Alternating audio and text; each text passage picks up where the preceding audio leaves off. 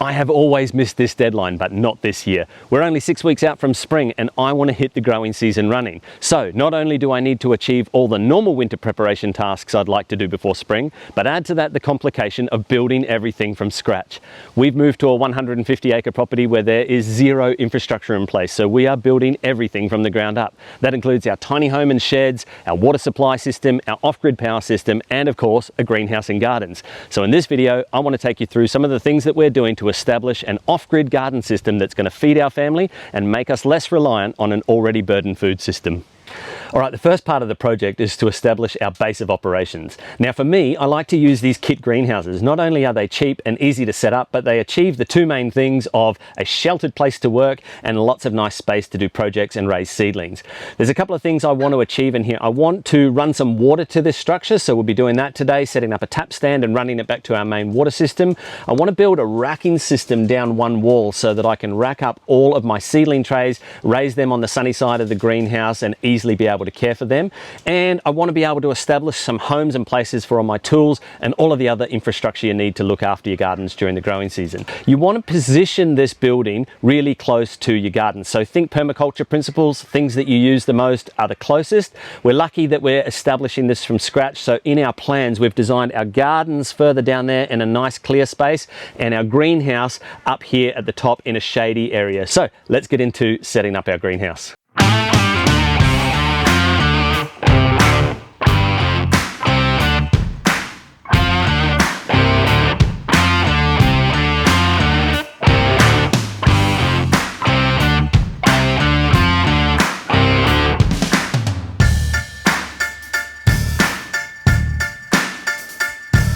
Well, this is perfect. This racking system is going to save me so much room in here and give me more space to work on other projects. And it makes these nice and easy to access and look after. Now, these are just plastic food trays. We pick them up from Kmart for about $4. And the reason we use these is because our method of raising seedlings is soil blocking.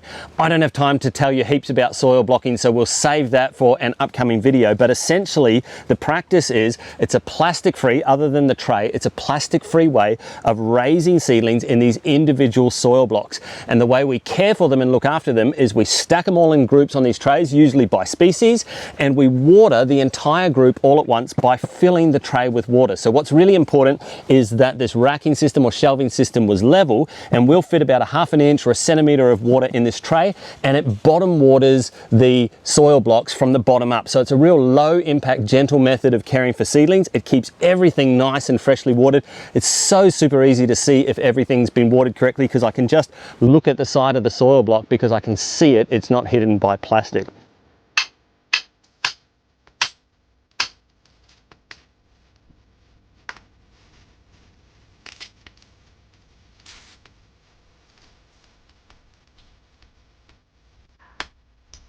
I've cannibalized some fittings from a tap stand that I'm not using anymore. So let's tap in here at our laundry / shed. Real man used pink Teflon tape.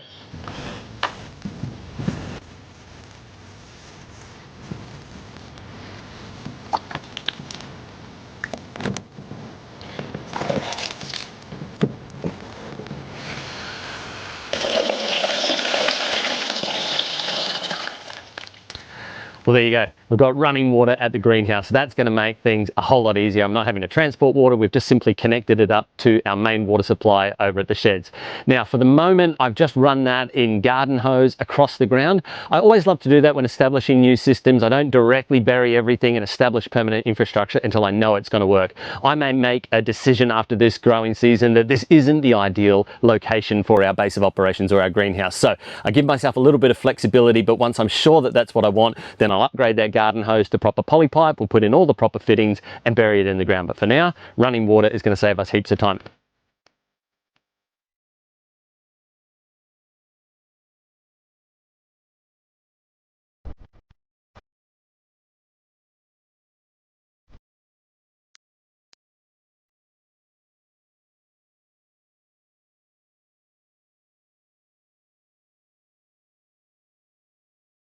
Well, this was such a simple little build, but it's achieved its purpose as well. All I really wanted to do was to get out of the habit of leaving my tools in the gardens area, especially my long-handled tools. I don't know about you, but I find that sometimes at the end of the day, it's just easier to dig your garden fork into the gardens or lean your rake up against a tree and maybe come back and find it the next day. But sometimes you're wandering around looking for those tools, and more often than not, they're laying down on the ground, and especially in the weather. I want my tools to last a while. I've spent a good amount of money looking after them, purchasing them and getting the exact tools that I want. Things like this little garden trowel, garden fork tool. I've had this thing for years and I'm always looking for it, but not anymore. So this is a real simple design. I'm sure there's upgrades that I could do to improve it, but it's given me a rack to hold all my tools and a little bit of weatherproofing as well. All right, I wanted to tell you a little bit about our garden setup here and some of the design decisions we've made and how we've built our garden beds. So first thing I want to tell you about is what is with this curved layout. Am I building garden beds on contour? No, and actually that was one of the things we thought about doing, is building on contour to maximize water retention and capture ability. But that's where our thinking started, and then when we realized there was only one simple grade to this entire area, all our garden beds were going to be in these perfectly straight lines. And I don't know about you, but I hate straight lines and industrial looking, feeling harsh edges. I wanted something that was a little bit more creative and a little bit more artistic. So I'm going to be honest with you, one of the main reasons we went with the layout that we went with is it just looks good. And you know what? That's an okay reason to lay out your garden beds in the way you choose, because you're going to be spending a whole heap of time in here and it needs to feel good as a space to work in. So the practical reason for the design we've come up with is they're an ever increasing series of arcs. Now, I've worked with gardens for over 10 years now, and in designing gardens, I always get carried away and I always bite off more than I can chew. And so I start with these massive big plans and then they become unruly and unmanageable. We wanted to come up with a system that started small, that was expandable, but it was sustainable in its expansion. And so we started just with one simple little arc. Added to that, 2 more little arcs above it. Added above that, 4 arcs above that. I think we're out about 1, 2, 3, we're out 5 rows now. And this 5th row is about 50 meters long. So the first one's only a couple of meters long. So every time we add a set of garden beds to the system, and I can probably go about 10 or 12 rows of garden beds, but each one we add is going to get successively longer. And so that means that as we expand and as more of the garden system establishes and becomes easier to manage, more of the plants become established and require less time, I can actually grow this system exponentially, and I'm not adding heaps and heaps of burden to the overall process. So that's part of the reason. It just looks good, but it's also a design that allows us to expand sustainably. It looks really good from a drone as well, so I'll get up there and take a shot for you as well. But what you're going to see is something my son JJ saw when he stood in the corner after we'd built the first 5 rows, and he looked at it and went, "Oh cool, you built the Wi-Fi symbol." All right, that's the design and the layout aesthetic of it. Then we've put these paths in between. So I go with a 1.2 meter or a 4-foot garden bed. And the reason is because my reach is about half of that. So when I'm in a squatting position, I can reach about 60 centimeters or 2 feet in without putting a heap of strain on my lower back. That's a really important ergonomic design with your in-ground garden beds. Figure out how far you can reach, make that the center point of your gardens. And then I've just made my pathways the exact same width. And part of that is because it's a really good width for a garden cart, a wheelbarrow, and things of that nature to be able to fit in between those garden beds. So our arcs are 1.2 meters wide and our pathways are 1.2 meters wide. And then we've got these series of like interconnected pathways in between each garden bed as well. Now, let me tell you a little bit about the pathways. I've used this material as my path material, and I've built it about 4 inches or about 100 millimeters thick. This is just mulch. So wood chip mulch or forest floor mulch, it goes by a few different names. If you're buying it in from a landscape place or like us, that's a mulcher right there. We just make it here right on site. And the beautiful thing about that is it looks good. It feels really nice to walk on. In fact, I could walk on this in bare feet if I wanted to, but it's an organic material that's going to break down over time. And so it looks good, it feels good to walk on, but but it's also adding to the overall ecosystem. This wood chip mulch is going to break down over years and years and years, and the nutrients that are stored up in this material are not only going to make their way down through the soil profile, but they're also going to move laterally across into the garden beds adjacent to them, meaning my garden beds are being fed by my garden paths as well. But the number one reason I love to use this material is it's a natural weed suppression. So by building it about that thick, I'm keeping all of the weeds and grass at bay. And you'll see that we built these garden beds directly on top of a grassy area. I did zero preparation other than mowing it down. I think we just whippersnipped it down to get the grass short enough, and then we built directly on top of the grass. In the past, I've tried using layer systems to keep the weeds at bay. I don't like plastic, so I would never put plastic down. Weed matting deteriorates over time, and you just got to pull it up anyway and deal with that later. I certainly don't use any herbicides. We're using a natural system here. And even when it comes to cardboard, I'm a little bit sus on cardboard because there's bleaches, there's dyes, there's all the plastic, the sticky tape stuff that's on the cardboard. You've got to get all of that off. And to be honest with you, I don't think it does much more of a job than just having a nice thick mulch layer in place anyway. My experience, and it's anecdotal of course, is that if you build that pathway as a mulch pathway nice and thick, you're just never going to see those grass and weeds come through. You'll see some weeds get established on top. They're nice and easy to pluck out, but you're not going to get all that grass competition coming through your pathways, which means you're keeping your grass away from the edges of your garden beds as well, and that's important. Okay, let me tell you a little bit about the structure of the garden beds themselves, and I've used 3 types of material to build my garden bed structure. The first material is a base soil layer. Now, I've been lucky enough in that we did a little bit of reconnaissance around the property when we first got here, and we found this area out there in the bush, in the forest, that was a nice, dark, deep soil area, and we've been able to take from that area and bring in some existing topsoil. And as much as possible, whenever I'm establishing a system like this, I like to use materials that are from the property itself, because you just know they're going to work. There's also a disadvantage in bringing in materials from, say, a landscape supply place, and that is you may be importing things like weed seeds onto your property. Now, in saying that, and I'll get to it in a minute, we did bring in some landscape materials, but that first layer is about 2 or 3 inches thick, so that's about 50-75 millimeters thick of just a topsoil layer.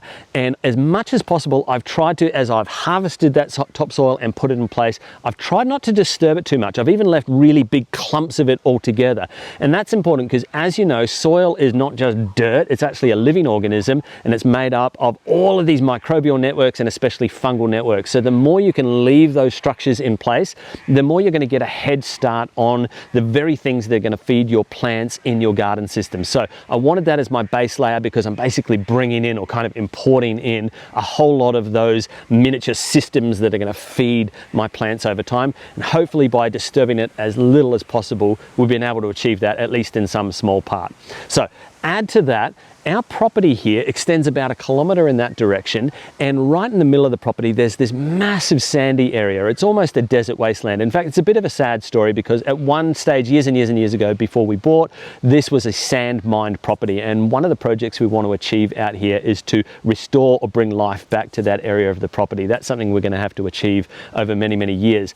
But what it has meant is that I've got this zone between the sand and the soil where we get this perfect sandy soil blend. And so we've taken a few trailer loads of that sandy soil blend, and that's what I've added next. So first I've got a topsoil layer, and then I've got about 1 inch or 20-30 millimeters of this sandy soil blend. Now, what's really important when you're establishing garden beds is drainage, and the reason is you don't want your garden beds waterlogged. There's lots and lots of plants that don't like it. But by putting that first layer down and having all of those kind of clumps and semi-compacted soil in place, I've created kind of a base layer that's a little bit impermeable. So it'll soak up some water, but it'll get to a point where it could easily get waterlogged. By putting a sandy soil layer across the top of that, what it means is the water will permeate down directly through that as much as it can. It'll soak into that base layer, and then when that base layer is full, it'll let the water out through the sandy soil layer. So by having that layer next, it means my water can move that way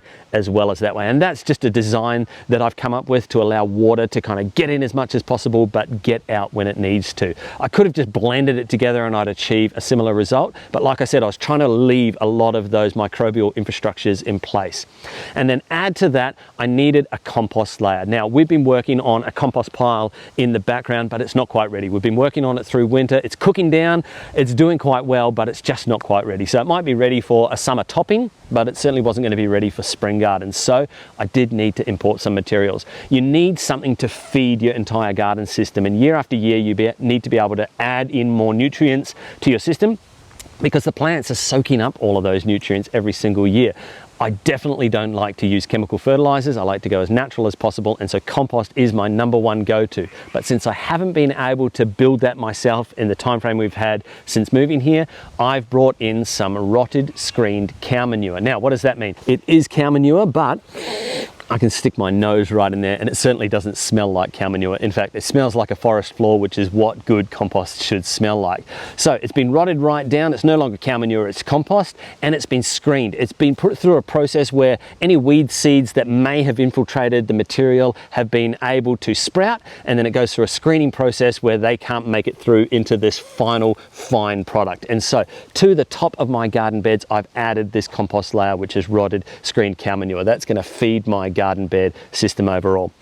All right, you might be looking at that going, oh my gosh, I hope he mulches that as a 4th layer. And yes, I definitely will. But before we do that, I like to use dripper line irrigation, which is something I need to install. And so that's going in over the next few days. We might include that in an upcoming video.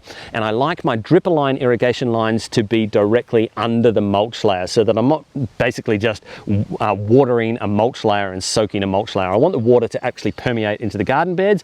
And the purpose of the mulch layer is to keep weed seeds from sprouting, and also to keep the moisture in the system. So those dripper lines go under that mulch layer. Now, have a look around. I don't know if you can see in the background there, but all around our entire property, we've got these beautiful native grasses that grow about 2 feet or 60 centimeters tall. And they are in a process right now at this time of year where they're kind of in senescence. And so that is, they've grown as much as they possibly can. All the life has been used up out of them. All of the wildlife that's going to be eating from them is kind of waiting for all the new shoots to come up from down low. So all of this layer is excellent mulch layer. So I actually want to get out there and get as much of that cut down as possible. It's going to spark new growth in all of these grasses, but also it creates this beautiful material that I'm just going to use as a pure mulch layer on top of my garden bed. So we'll be getting out there with the whippersnipper or my scythe if I can get it sharpened in time, and we'll be cutting a bunch of that down and using that as a mulch layer. So we've got our paths, we've got our beds with their structures, we've got dripper line irrigation ready to go in it, and we've got a mulch solution ready. All it really needs now is plants. And so as soon as those plants are established in the greenhouse back there in the next 3, 4, 5 weeks, they'll start coming out here as it starts warming up. We'll pull back that mulch slightly and we'll get them established in the garden bed. So we're ready to go.